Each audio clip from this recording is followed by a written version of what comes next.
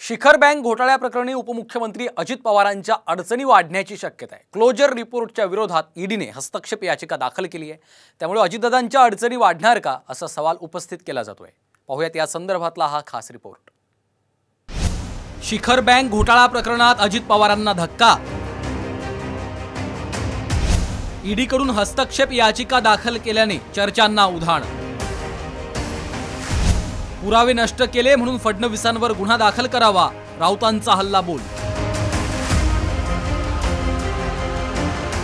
विरोधकांवर दबाव टाकण्यासाठी ईडी सीबीआयचा वापर होतो असा आरोप नेहमी केला जातो। पण भाजपसोबत सत्तेत सहभागी असलेल्या उपमुख्यमंत्री अजित पवारांमागे ईडी पिडा लागण्याची शक्यता आहे। कथित शिखर बँक घोटाळ्याप्रकरणी ईडीनं हस्तक्षेप याचिका दाखल केल्याने अजितदादांच्या अडचणी वाढू शकतात। आर्थिक गुन्हे शाखेनं दाखल केलेल्या क्लोजर रिपोर्ट विरोधात ईडीनं हस्तक्षेप याचिका दाखल केली आहे।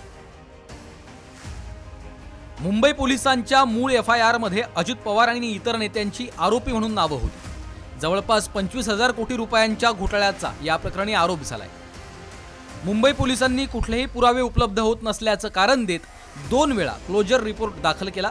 मात्र पहिला क्लोजर रिपोर्ट होता तो पुन्हा तपास करायचा आहे असं सांगत मुंबई पोलिसांनी मागे घेतला होता।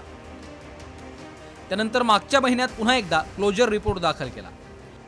मात्र ईडीनं यावर आक्षेप नोंदवण्याची भूमिका घेतली आहे। त्यामुळे कोर्टाकडनं ईडीला परवानगी मिळाली तर ईडीकडून युक्तिवाद करताना या क्लोजर रिपोर्टला विरोध केला जाण्याची शक्यता आहे। 15 मार्चला या प्रकरणी सुनावणी होणार आहे। दुसरे पीसीआर सुद्धा जे नोंद केले असतील आणि त्यांचा जर तपास चालू असेल तर त्याच्यावर मात्र दुसरा एफआयआर असल्यामुळे कोणताही परिणाम मूळ एफआयआर जर फेटाळला गेला तरी सुद्धा होत नाही। तर याबाबत आपण आता काहीच बोलणार नसल्याचं अजित पवारांनी म्हटलंय। तर उपमुख्यमंत्री देवेंद्र फडणवीसांनीही यावर भाष्य करणं टाळलं। दुसरीकडे ठाकरे गटाचे खासदार संजय राऊतांनी मात्र यावरून भाजपसह फडणवीसांवर जोरदार हल्लाबोल केलाय। त्या शिखर बँक घोटाळ्यामध्ये देवेंद्र फडणवीस अजित पवार यांना चक्की पिसायला तुरुंगात पाठवणार होते। साधारण 40,000 कोटीचा घोटाळा केला अजित पवारांनी असं देवेंद्र फडणवीस आणि भाजपचं म्हणणं आहे, आमचं नाही। आणि त्या बदल्यात त्यांना तुरुंगात पाठवायचं ठरलं होतं।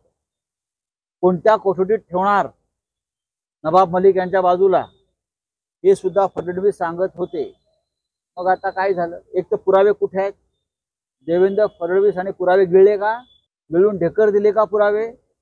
असे पुरावे नष्ट करणं एखाद्या गुन्ह्याचे ते वकील आहेत फडणवीस, पुरावे नष्ट करणे हा सुद्धा अपराध आहे आणि त्याबद्दल फडणवीसांवरती गुन्हा दाखल व्हायला पाहिजे।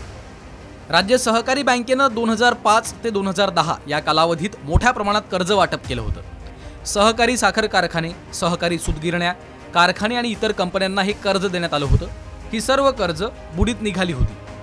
हे कर्ज देताना नियमांचं उल्लंघन झाल्याचा आरोप करत सुरिंदर अरोरा यांनी 2010 साली मुंबई उच्च न्यायालयात जनहित याचिका दाखल केली होती। जवळपास 25,000 कोटींचा हा गैरव्यवहार असल्याचा आरोप अरोरा यांनी याचिकेतून केला होता।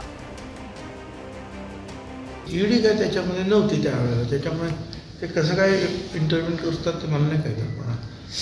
ते वकील बघतील काय करायचं। एक तर तुम्ही इन्क्वायरी करू नका, करणार असाल तर खऱ्याने करा। उगीच कोणीतरी सांगतायत कोणीतरी हे करते नाही। सुप्रीम कोर्टाने एका मॅटरमध्ये व्हेरी क्लिअर कट एक जजमेंट दिलेला आहे। तुमच्यावर प्रेशर येत असेल तर तुम्ही तिथे नोटिंग करा।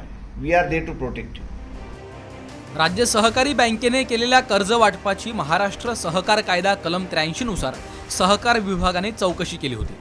कर्ज वाटप करताना नाबार्डच्या क्रेडिट मॉनिटरिंग अरेंजमेंटचं उल्लंघन केल्याचा ठपका चौकशीत ठेवण्यात आला होता। याशिवाय 14 कारखान्यांना तारण किंवा सहकारची थकहमी न घेता कर्ज वाटप करणं, कर्जासाठीची कागदपत्र न तपासणं, नातेवाईकांना कर्जाचं वाटप करणं या प्रकारांमुळे बँकेला हजारो कोटींचं नुकसान झाल्याचं चौकशीतून समोर आलं होतं। 2011 मध्ये सरकारनं राज्य सहकारी बँकेच्या संचालक मंडळावर बरखास्तीची कारवाई केली होती आणि त्यानंतर रिझर्व्ह बँक ऑफ इंडियानं राज्य सहकारी बँकेवर प्रशासकाची नेमणूक केली होती। कारवाईपासून वाचण्यासाठी अनेक नेते भाजपच्या डेऱ्यात दाखल झाल्याचा आरोप विरोधक करत असतात। आता भाजपसोबत सत्तेत सहभागी असलेल्या अजितदादांवर काही कारवाई होणार का हे पाहणं महत्त्वाचं आहे। ब्युरो रिपोर्ट, साम टीव्ही न्यूज.